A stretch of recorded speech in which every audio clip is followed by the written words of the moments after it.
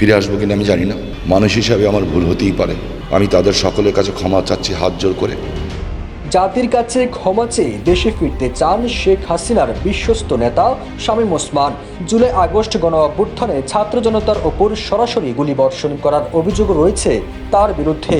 গণ অভ্যুত্থানের মুখে টিকতে না পেরে পালিয়ে যাওয়া সেই শামীম ওসমান এবার জাতির কাছে ক্ষমা চেয়ে দেশে ফিরতে চান। এমন একটি সংবাদ সামাজিক যোগাযোগ মাধ্যম ফেসবুকে ছড়িয়ে পড়ার পর নেটিজেনদের মধ্যে প্রশ্ন উঠে, হঠাৎ ক্ষমা চেয়ে কেন দেশে ফিরতে চান শামীম ওসমান? তবে কি পাচার করা টাকা শেষ হয়ে গেছে? এমনও প্রশ্ন তুলে নেটিজেনরা। খেলা হবে, খেলা হবে, 24 তারিখের পরে খেলা হবে। তুই, তোর খালেদা জিয়া, তোর জামাত। শেখ হাসিনার শাসনামলে বিভিন্ন সময় নানা বক্তব্য দিয়ে আলোচিত সমালোচিত ছিল নারায়ণগঞ্জ 4 আসনের সাবেক এমপি শামীম ওসমান। রাজপথে বিএনপি জামাত ঠেকাতে খেলা হবে এবং হুমকি ধামকি দিয়ে সামাজিক যোগাযোগ মাধ্যমে থাকতেন বেশ আলোচনায়। RICL TMX, যুগের পর যুগ স্থাপনা থাকে মজবুত। গেল বছর 5 আগস্ট ক্ষমতাসীন আওয়ামী লীগ সরকারের পতনের পরে দলটির বহু নেতাকর্মী দেশ ছেড়েছে। একইভাবে দেশ ত্যাগ করেন শামীম ওসমানও। সম্প্রতি জাতির কাছে ক্ষমা চেয়ে দেশে ফেরত আসতে চায় শামীম ওসমান। এই শিরোনামে একটি সংবাদ সামাজিক যোগাযোগ মাধ্যমে ছড়িয়ে পড়ে। ভুল ত্রুটি হতেই পারে এবং হওয়াটাই স্বাভাবিক হয়েছে। আমি এই জন্য ক্ষমা চাচ্ছি। ফিরে আসবো কিনা আমি জানি না।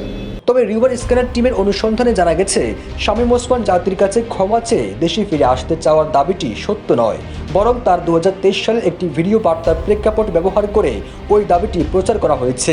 এই বিষয়ে অনুসন্ধানে প্রাসঙ্গিক কিওয়ার্ড সার্চের মাধ্যমে মূলধারা গণমাধ্যম দৈনিক ইত্তেফাকের ওয়েবসাইটে 2023 সালের 23 সেপ্টেম্বর হাত জোড় করে ক্ষমা চাইলেন শামীম ওসমান।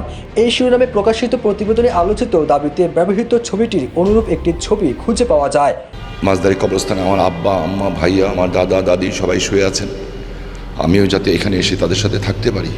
জানা গেছে 2023 সালের 23 সেপ্টেম্বর নারায়ণগঞ্জের কেন্দ্রীয় কবরস্থানে পরিবারের সদস্যদের কবর জিয়ারত শেষে গণমাধ্যম কর্মীদের সঙ্গে আলাপকালে শামীম ওসমান সবার কাছে ক্ষমা প্রার্থনা করেন। পবিত্র ওমরা হজ পালনের উদ্দেশ্যে সব পরিবারে সৌদি আরব যাবেন উল্লেখ করে তিনি বলেন, ফিরে আসবো কিনা জানি না, আপনারা দোয়া করবেন।